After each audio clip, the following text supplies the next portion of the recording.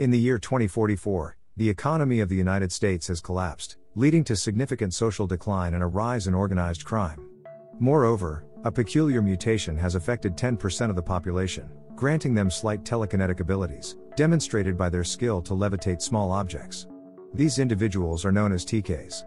Fast forward to 2074, time travel technology is developed, but promptly prohibited.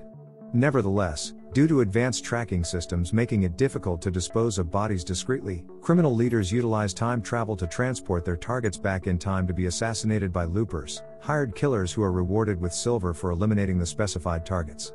The victims are masked and carry silver bars on their backs. This method comes with a catch. The strict regulations on time travel eventually require crime bosses to terminate a looper's contract and erase any evidence of their collaboration, leading them to send the older version of the looper back to the past to be killed by their younger self, a procedure known as closing the loop, which each looper must carry out themselves. In return for this task, they are compensated with gold to enjoy a comfortable life thereafter. A 25-year-old named Joseph Joe Simmons is employed by a mafia organization in Kansas City as a looper.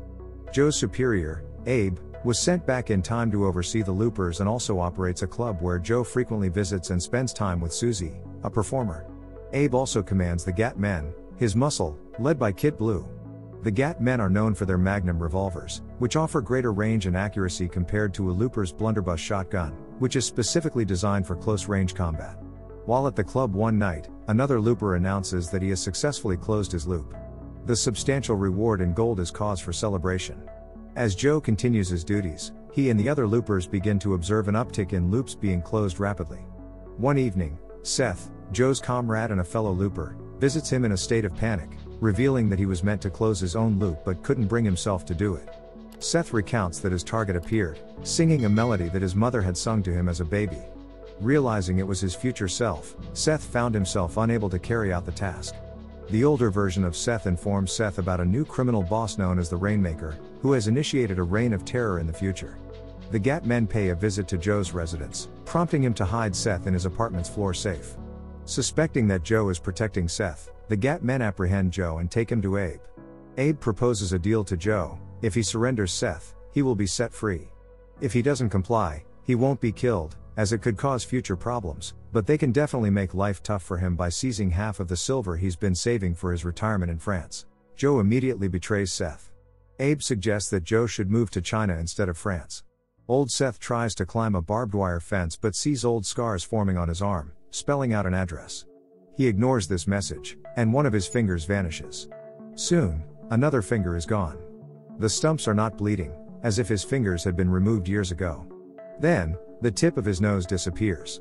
Old Seth goes back to his car and drives to the address given to him. As he runs towards it, he loses one foot, then both feet, and falls to the ground, crawling to the door. He knocks on the door, which is opened by Kid Blue, who immediately shoots him. Behind Kid Blue, young Seth can be seen on a table, alive but with body parts being removed, and the sound of a ventilator can be heard. Joe continues his assassinations. After each job, he visits a diner and practices his French lessons. He is served by a waitress named Beatrix. While waiting for one of his targets, Joe is confused when the victim is late. When the person arrives, he's not wearing a bag over his head. Joe realizes it's old Joe, his future self, and tries to shoot him. Old Joe spins around and uses the gold on his back to deflect the bullet. He grabs a gold bar, throws it at Joe, then knocks him out with a punch. Joe wakes up to find a note telling him to leave town. Instead, he goes back to his apartment, where he finds the Gat Men searching it and taking his silver. He traps Kid Blue in his floor safe but is grazed by another Gat Man's bullet, falls from his fire escape, and loses consciousness. Flashbacks reveal this sequence of events. Joe completes his job and moves to Shanghai following Abe's advice. We fast forward through the next 30 years, and see that Joe enjoys a pleasant retirement. However, his ongoing drug addiction drains his savings quickly, forcing him to continue working with local criminal gangs to make a living. This continues until he meets a kind and beautiful woman who helps him get clean. They marry and settle down together. Life is good until the end of those 30 years, when he is captured and prepared to be sent back in time to be killed. Joe manages to free himself from his wrist restraints, remove his hood, and kill his captors. He then jumps into the time machine. We then witness the prior events again, seeing older Joe escape in Joe's truck. He purchases all the medical supplies he can find and heads to Joe's apartment. Older Joe sees younger Joe falling from the balcony and landing on a car. He rescues him and then disappears once more. Older Joe searches for some mysterious numbers at the library when letters start appearing on his hand and arm, spelling out Beatrix. Older Joe meets younger Joe at a diner. They order the same meals. Older Joe inquires about Joe's progress with his French lessons, then says in French, "I know you have a gun under the table aimed at me." When younger Joe doesn't understand, older Joe reassures him, saying, "It's okay that you didn't get all that. You will." Older Joe reflects on how pleased he is to have learned the language. He then tells Joe more about the Rainmaker. This mysterious figure emerged suddenly and, within 6 months, took over all the major crime organizations. He's in charge of mass killings and getting rid of vagrants, and he commanded the closure of all time loops. The syndicate men accidentally killed old Joe's wife when they apprehended him. Not long before that, Old Dale, one of Joe's fellow loopers, gave old Joe a sequence of numbers suggesting a way to find the Rainmaker. Old Joe knows that in Joe's present time, the future Rainmaker lives in the same area. Old Joe believes that by killing the Rainmaker, he can prevent his own capture and save his wife. The only information about the Rainmaker is that he has an artificial jaw and witnessed his mother's murder. When old Joe realizes young Joe still intends to kill him, a fight breaks out. Both notice that the diner has emptied out, staff and customers have vanished. Suddenly, GAT men storm in. Old Joe gives Joe a map piece with an address and a series of numbers, indicating where the Rainmaker might live. Young Joe and the GAT men start shooting at old Joe as he flees. Then, the GAT men turn their guns on young Joe, who also escapes. Young Joe follows the coordinates to a farmhouse owned by Sarah, who lives with her son, Sid. When Joe shows Sarah the map, she recognizes the numbers as Sid's birth date and the hospital's serial number where he was born, which leads young Joe to explain the Rainmaker situation. Sarah is well versed in loopers and their operations.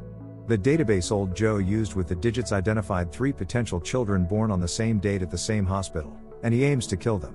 Sarah instructs Sid to avoid Joe, but the boy is curious. Sid befriends Joe, showing him the electronic gadgets he's working on.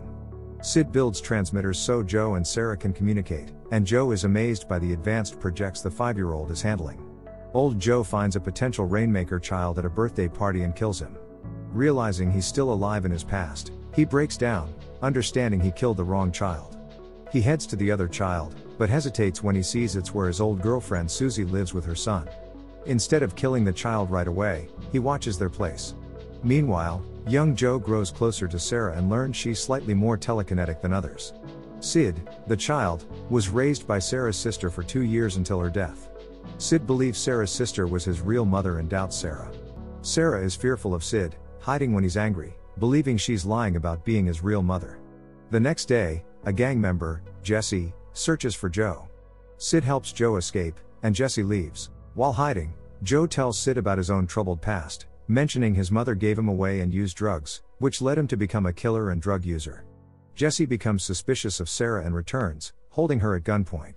As Joe tries to calm Jesse, Sid appears and falls down the stairs in a fit of rage, releasing a powerful telekinetic blast that kills Jesse. The blood from Jesse's chest resembles rain, hinting at the origin of the Rainmaker's name.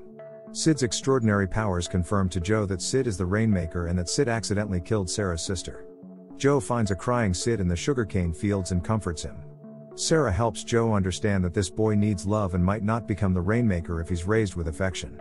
Meanwhile, Kid Blue tracks old Joe to Susie's apartment and captures him when he breaks in to kill the child. Young Joe tells Sarah and Sid to escape, guessing that his employers or old Joe will come after the farm. Old Joe manages to break free, killing Abe and all the GAT men except for Kid Blue, who gets shot in the foot. The two Joes face each other near Sarah's house when Kid Blue attacks and is killed by young Joe. Sarah and Sid try to drive away, but old Joe starts shooting at their truck. Sid wants Sarah to stop the truck to avoid getting closer, but Sarah speeds up, trying to run old Joe over. Scared, Sid uses his telekinetic, TK, powers to flip the truck. He and Sarah attempt to hide in the sugar cane field. Old Joe shoots at them, grazing Sid's cheek. This enrages Sid, and he uses his TK powers to lift Sarah and old Joe into the air. Joe follows old Joe in his truck, which is then overturned by the TK blast. Sarah calms Sid by repeatedly telling him she loves him and everything will be okay. Sid calms down and stops his TK storm. He calls Sarah Mom for the first time, showing Joe that Sid can be managed. As old Joe recovers, he grabs his gun, ready to shoot Sid. Sarah sends Sid into the cane fields and uses her own body to block old Joe's shot. Eventually, old Joe shoots Sarah in the heart. Sid witnesses his mother's death and escapes through the sugar cane fields to a slow-moving freight train. Flashback: before Sarah is shot, young Joe realizes that if old Joe shoots Sarah and hurts Sid, Sid will turn into the resentful rainmaker without his mother's love. He also understands that killing old Joe won't stop the loop, as old Joe will keep returning. So, young Joe decides to shoot himself. He pulls the trigger, dies, and the loop closes from his side. Old Joe vanishes instantly. Sarah bandages the cut on Sid's face, puts him to bed lovingly. She returns to the sugar field and finds gold bars scattered around the overturned truck, which old Joe stole from Abe's stash. Sarah and Sid will be financially secure now. She then approaches young Joe's body in the field and gently strokes his hair, mimicking what his own mother used to do for him. Don't forget to subscribe and turn on the notification bell if you want to watch more videos like this. Thanks and see you again soon. Take care.